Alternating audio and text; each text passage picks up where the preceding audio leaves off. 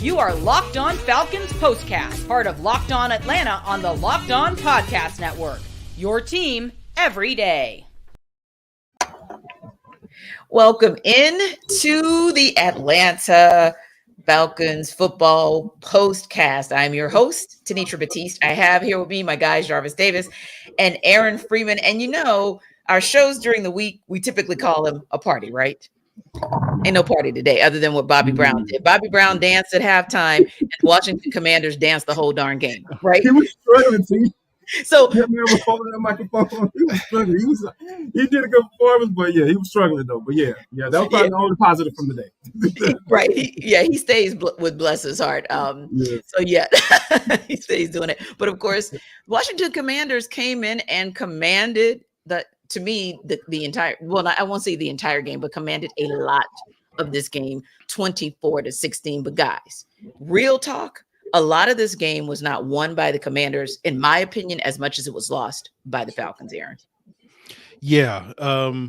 We've gotten used to the last couple of weeks with this defense, or really all season long, where the Falcons offense will make a mistake, they'll turn the ball over, they'll give up a short field, and the defense will go out there and get a stop. And this week we didn't get that. All three of Washington's touchdowns this week came on short fields. You had the big punt return by Jamison Crowder early in the game in the second quarter. Then you had a failed fourth down conversion later. And then you had that third quarter interception.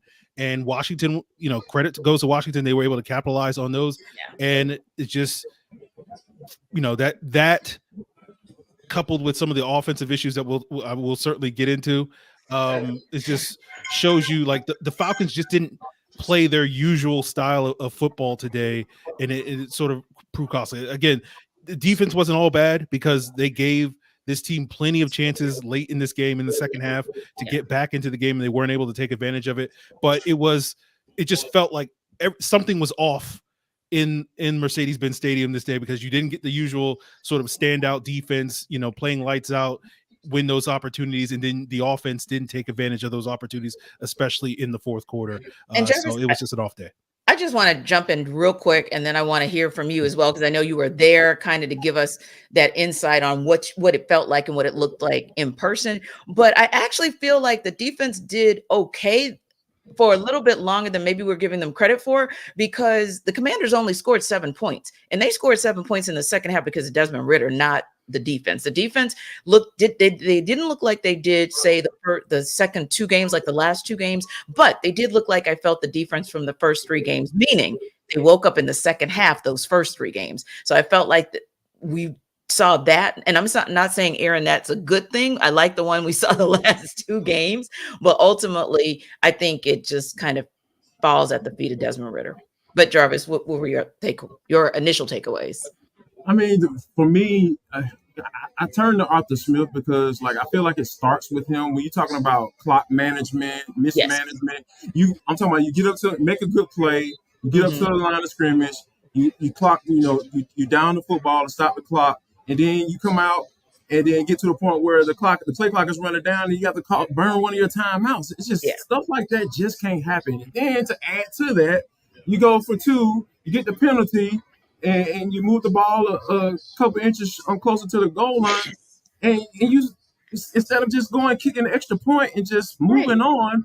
Or Jarvis, if he's going to do that, then let Tyler Algier run up the gut. He was giving you a lot of nice runs, especially as you got into the low red zone. There were, so like you said, Jarvis, that was a lot of decision-making questions on my part. Also, guys, there on that drive where, Ridder overthrew the heck out of the receiver a couple times, but I was thinking to myself, you're so close. You're in the low red zone. Help me to understand why you're throwing at this point. This is one of those where Tyler Algier would have been the perfect solution in that situation. So I have to agree with both of you guys in terms of what we saw today that was making all of us kind of shake our heads.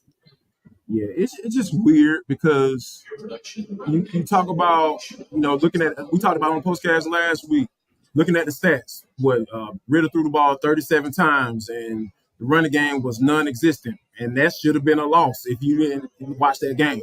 Mm-hmm. this time it came to fruition. Because here's the thing, like, you can only get away with that type of stuff, on a weekly basis, like, because you can't expect the same results if you're turning the ball over late in games like you did today, like you turned the ball over twice last week, and you were still able to find a way to win the game. That doesn't happen every week because you're just not good enough to overcome that type of stuff, especially when you throw away in the red zone. When, of course, it was a bad snap to Desmond Ridder. You rolling out like that, you got to get that ball, throw that ball to where no one can catch it, because it's just a bad situation when you turn the ball in the red zone like that, and when you're down by one score, it just seems like that one score is 21 points. It's 3 or 4 scores, and it just seems like you just can't get ahead. You just continually playing behind the ball, playing behind the chains, playing behind coaching decisions, chasing points. This is just bad football. It's bad football, and you can't continue to do these things and expect to win games. You can't sell me on that. You can't sell me on that. And the coaches ain't talking about the post-game press conference right now. You can't sell me on playing like this each and every Sunday. It's just totally unacceptable. And I know you have a young quarterback, and less than 10 starts in the NFL, but getting everybody to the line of scrimmage and snapping the football, that's not something that you should learn on the go. Like, everybody use that term when you're talking about Desmond Ridder. Oh, he learned on the go, learn on the go. Yeah, you gotta deal with that as a young quarterback. It's gonna be ups and downs. No, not with that. Yeah. That's day one stuff. That's day one type of stuff. RIP, ATL day ones. But yeah, those are the type of things that you have to get every single time, no matter what type of experience you have in this league. And he continued to make those mistakes today, and it was just awful to watch. It was bad football today, hands down. And Aaron, I want to go back to Jarvis's point about Arthur Smith. Once if you see Des Ridder throw one pick, right, and misread on one play, that's one thing. But when you start seeing it multiple times, especially in the beginning of a game where you find yourself down, 24-10, and you're not exactly a comeback type of team, I just felt like those were moments as well where go with what got you here. Go with what you trust. Why wasn't that ball in Bijan Robinson's hands a little bit more? Why wasn't the ball in Tyler Allgeier's hands a little bit more? Like, why was the ball in Desmond Ridder's hands when you had opportunities to come back, when he's showing you that he can't communicate properly? He's showing you that the secondary from the Commanders can read him because he is telegraphing everything to them. That was, to me, poor play calling as well, because you have a ground game. You have a ground game.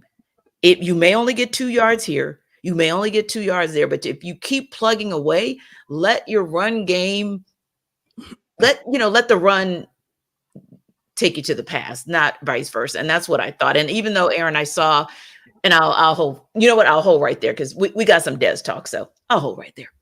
Okay. So when we come back, we're going to have a little deep dive. And we're going to, kind of go, not RIP, but it sure did feel like that. But anyway, Jarvis is going to tell you guys a little bit about some positive things, game time and price picks. Folks, listen up. I got to tell you something, because, hey, I know you're trying to figure out, like, okay, how can I get me some tickets? Or, you've ever been in a bind where you're trying to figure out, all right, where do I go to get some last minute tickets? Guess what? Game Time has got you covered, because this episode of Locked On Falcons Postcast is brought to you by Game Time. And they have deals on tickets right up to the start of the event. And even an hour after it starts, it's the place to find last minute seats. You can find exclusive flash deals and sponsored deals on tickets for football, basketball, baseball, concerts, comedy, theater, and more.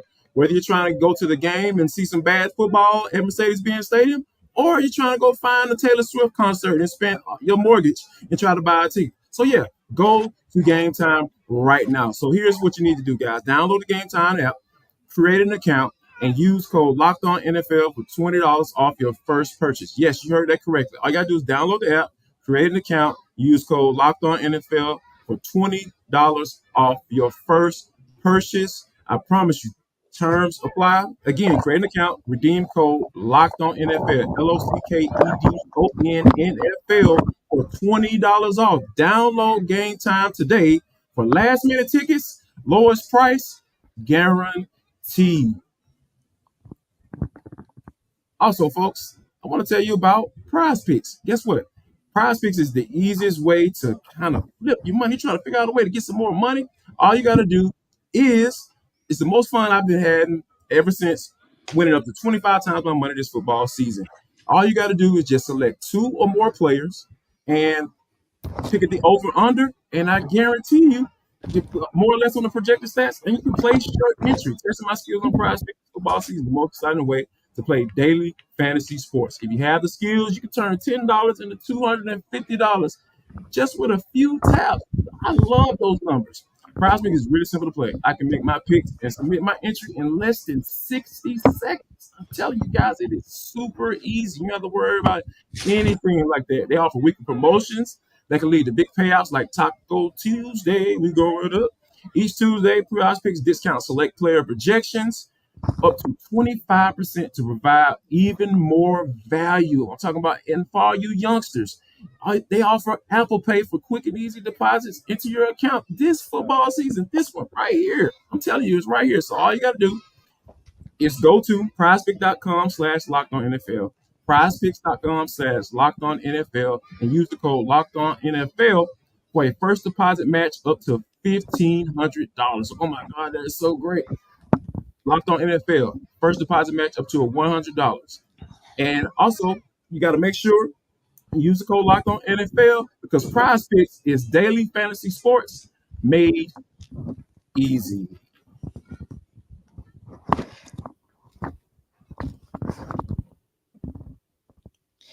So, guys, now it's time for us to do a little postpartum, right?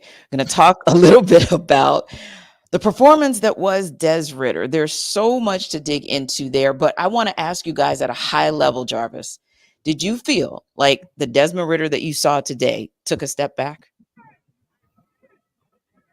Yes, I believe so because there were some opportunities in that first half to break this game open. I think one of them was to Van Jefferson. He had got behind double coverage. He was right there in the end zone, and he just missed him. I feel like he just missed him. You know, if I can maybe say Van Jefferson probably should have, dug in a little bit more before he turned around and tried to find the football. Sure, but I feel like there was no pressure. Desmond Ridder had plenty of time to throw the football, and the offensive line was pretty decent today, so you can't use that as an excuse. So I think there were so many opportunities that was just missed, and the funny thing about Desmond Ridder is on that touchdown throw to Pitts, that was perfect. That was a perfect throw. It was a perfect throw.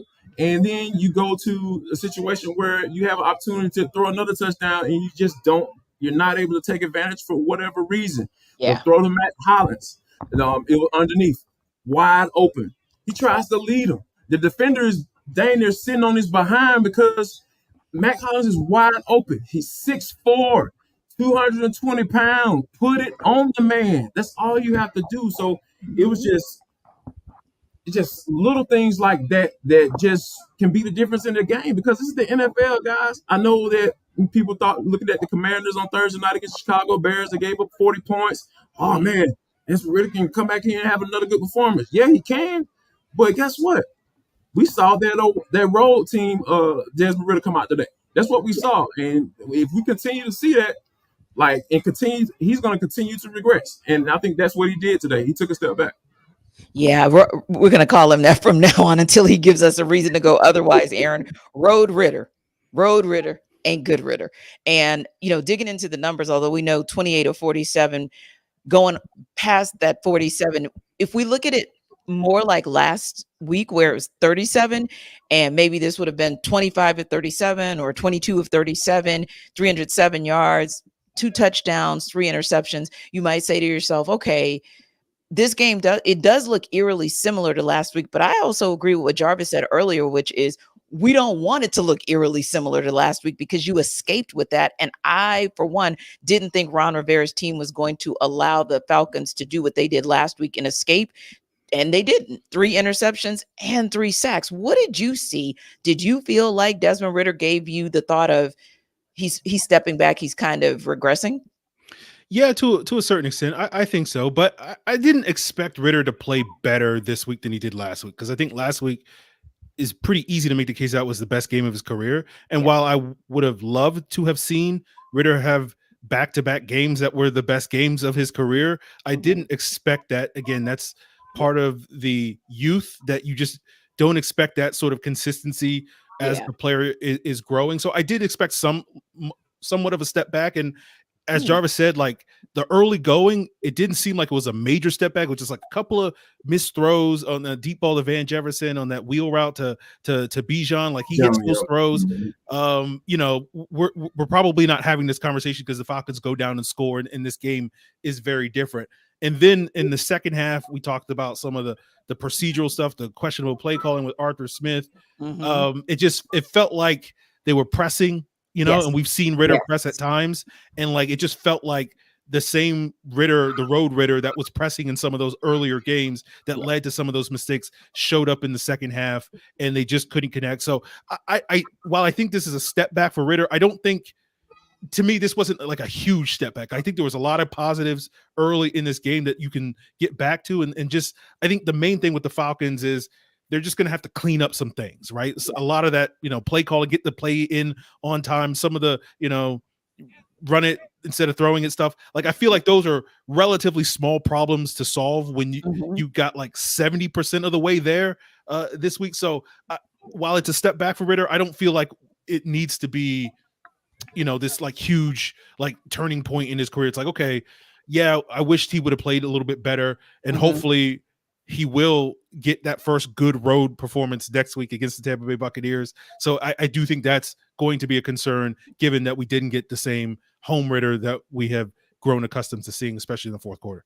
And we'll talk about it a little bit later, the look ahead to the Bucs, but that's interesting because I'm thinking it's kind of a daunting task, because you know who he reminded me of? He reminded me of Bryce Young playing against the Falcons, where Bryce Young looked pretty good in the first half, and then all of a sudden in the second half, he looked like a rookie. And maybe that was what we saw from Desmond Ridder this week as well. So you might have to wait a week or two for him to kind of get those kinks out, especially on the road. But again, we'll talk about that a little bit later. Now, guys, I really liked a lot of what I saw by some on the defense. And I think I've got to go to Arnold Ebiketie first, because we have been asking him to show up for so very long. And finally, we saw him get after it today. Jarvis, how good was it to see Ebiketie finally start to show you the reason that the Falcons moved up to draft him? I think it was good to see. It was good to see him in the game, because, you know, they're like the dude, when you look at his snap count throughout this season, it doesn't look like a guy that was drafted in the second round, a guy that they moved up for, you know. And like I said, and I've kind of laid out some reasons why that might be the case. You got a guy in Calais Campbell who's, you know, got a lot of experience and getting home to the quarterback, but is he that necessarily that guy now? Right. You know, so does he need to take snaps away? Is he good enough to take snaps away from a guy like Ebiketie? I don't know. That's up for the coaches to make that decision. And it seems like they have made that one, but all in all, though, it was good to see him get in there, get some pressure on the quarterback, because we know coming into this game, we understood that Sam Howell, he will hold on to the football. Yes, and he will hesitate, and we saw that, you know, throughout this game, you know, but it was in spurts, right? Because you know, there were times where he looked like he was doggone going to be the quarterback of the future. You know, and I'm sure Commanders fans were riding that wave as well, you know, for him sitting back there taking sacks, or he was walking the ball down the field, you know, completion after completion, you know, getting the ball out of his hands. So, but yeah, all in all, I feel like it was on Ebiketie. It was good to see him out there. And then once he was out there and able a chance to be able to get to the quarterback, then we saw him get home a couple times.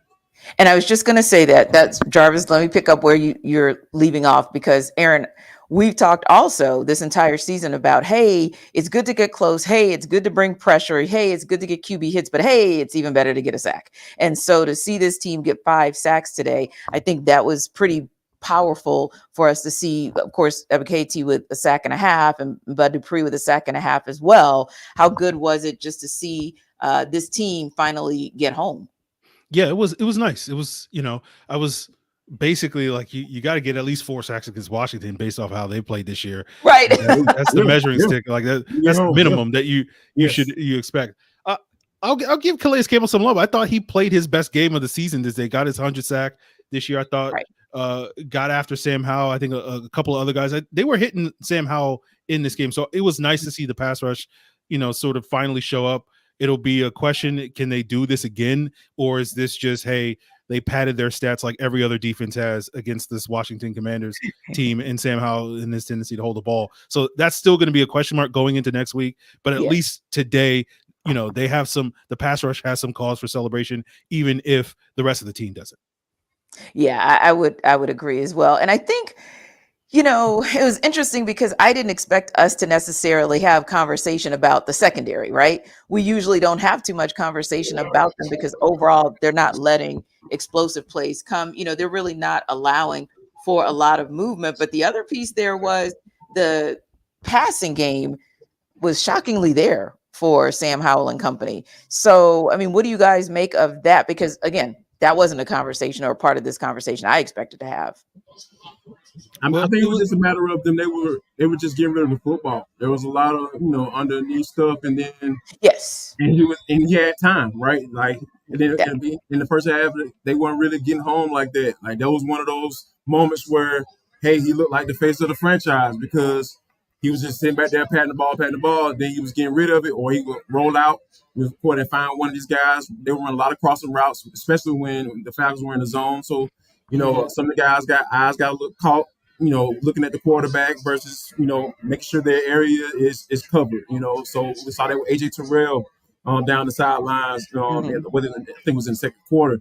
So, yeah, a lot of those things where the Commanders were able to just really take advantage of some soft spots, they got home. They sat the quarterback quite a bit. They padded their stats, but there were times where Sam Howell had plenty of time, and I tweeted this out during the game.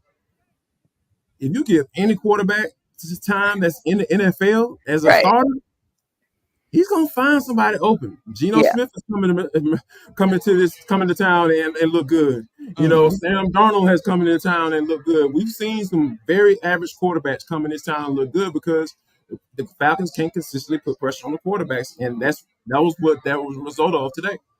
Yeah. And we'll talk a little bit about what the Falcons need to do to have a better outing, especially going on the road to Tampa Bay. But before we talk about that L that the Falcons took today and how they make it a W next week, Jarvis is going to tell you guys how LinkedIn can help you to win.